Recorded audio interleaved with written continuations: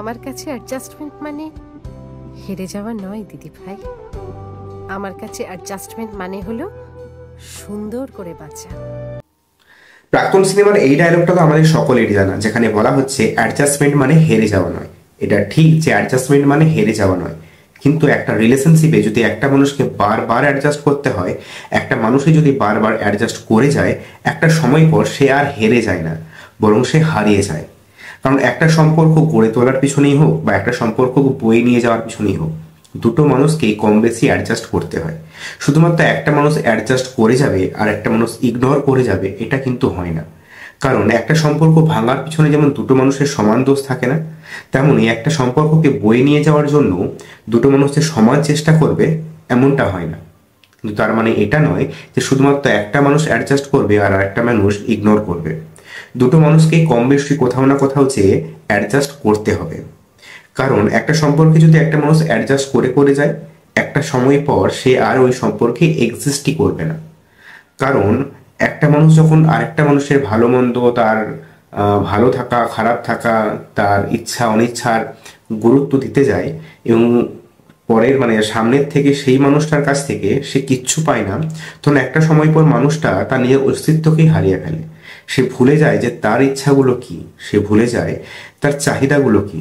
সে শুধু সামনের মানুষটাকে খুশি করতে ব্যস্ত হয়ে পড়ে, আর এই সামনের মানুষটাকে খুশি করতে চেয়ে সে হারিয়ে যায় একটা এমন জটিল সম্পর্কের মধ্যে, যেখানে তার নিজের অস্তিত্ব মাত্র একটা ধারাবাহিক সম্পর্কে পরিণত হয়। তাই অ্যাডজাস্ট অবশ্যই করুন, কিন্তু নিজের অস্তিত্বটাকে না ভেঙে, বা একটা সময় পর্যন্ত অ্যাডজাস্টমেন্ট করে দেখুন। যদি কাজ হয় অবশ্যই ভালো, নাহলে সেই ধরনের টক্সিক সম্পর্ক থেকে আপনি বেরিয়ে আসুন। পৃথিবীতে যেমন ধ্রুব সত্য বলে কিছু থাকে না, ঠিক তেমনই অ্যাডজাস্টমেন্ট করতে হবে বলেছে মানে জীবনের শেষ বিন্দু পর্যন্ত আপনি অ্যাডজাস্ট করে যাবেন, এমনটাও হয় না। তাই অ্যাডজাস্ট করার আগে বা অ্যাডজাস্ট করছেন কেন বা অ্যাডজাস্ট করে কি পাচ্ছেন, সেটাও কিন্তু বিচার করা অত্যন্ত দরকারি।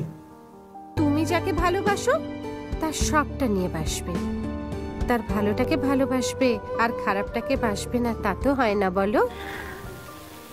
অবশ্যই একটা মানুষের ভালোটাকেও যেমন ভালোবাসবেন, খারাপটাকেও ঠিক তেমনই ভালোবাসবেন। কিন্তু এই ভালো এবং মন্দ দুটো বিষয় কিন্তু বর্তমান সময় থেকে ভালোবাসতে হবে। মানে ধরুন একটা মানুষ আপনাকে 5 বছর আগে খুব ভালোবাসতো, আপনার সমস্ত স্বপ্নগুলো পূরণ করার চেষ্টা করতো, আপনার সমস্ত আশা আকাঙ্ক্ষা না বলতেও বুঝে যেত। কিন্তু আজ আপনি সেই মানুষটার কাছে অত্যন্ত অর্থহীন। মানুষটার কাছে শুধুমাত্র আপনি যেটা পাচ্ছেন সেটা হচ্ছে অবহেলা। আর আপনি এটা ভেবে চুপ করে আছেন বা এটা ভেবে অ্যাডজাস্ট করছেন যে মানুষটা একদিন ঠিক বদলে যাবে, অথবা মানুষটা তো একদিন আপনাকে ভালোবাসতো, একদিন তো আপনার কথা চিন্তা করতো, তাহলে আজ নয় আপনিই চিন্তা করে যান। কিন্তু এইভাবে সম্পর্ক টিকে থাকে না। অ্যাডজাস্টমেন্ট বলুন, ভালো লাগা বলুন, মন্দ লাগা বলুন, সবটা বর্তমান সময় থেকে করুন। তা না হলে একটা সময়ের পর আপনি নিজেকে ভুলতে বসবেন। একটা সম্পর্ক যতটা মাধুর্য নিয়ে শুরু হয়, তার শেষটা তার চেয়ে অনেক বেশি তিক্ততাপূর্ণ হয়। আর এই তিক্ততাপূর্ণ সম্পর্কে যদি আপনি থেকে যান, সেখান থেকে আপনি কিচ্ছু পাবেন না। কারণ তেতোটা শরীরের জন্য ভালো, কিন্তু শরীরের তেতো আর মানসিক তেতো দুটো তো এক জিনিস নয়। তাই আপনি যদি ভালো থাকতে চান, আপনি যদি সম্পর্কটাকে এগিয়ে নিয়ে যেতে চান, তাহলে একটা নির্দিষ্ট সময় পর্যন্ত আপনি অ্যাডজাস্ট করুন। আপনার পার্টনারকে আপনি বোঝান যে এই অ্যাডজাস্টটা আপনি এই কারণে করছেন কারণ সেই মানুষটাকে আপনি ভালোবাসেন। কিন্তু ভালোবাসার মানে এটা নয় যে নিজেকে ভুলে যাওয়া। ভালোবাসার মানে এটা নয় যে সমস্ত ভুল, সমস্ত দোষ, সমস্ত অন্যায়কে মেনে নেওয়া। তাই অ্যাডজাস্ট করা মানে নিজেদের মধ্যে অ্যাডজাস্ট করার একটা লিমিট তৈরি করা।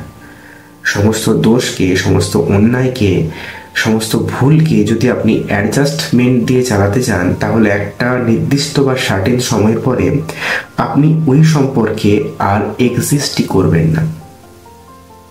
তাই কোনো কিছু সম্পর্কে যত অ্যাডজাস্ট করবেন, তত নতুন কিছু শিখতে পারবেন।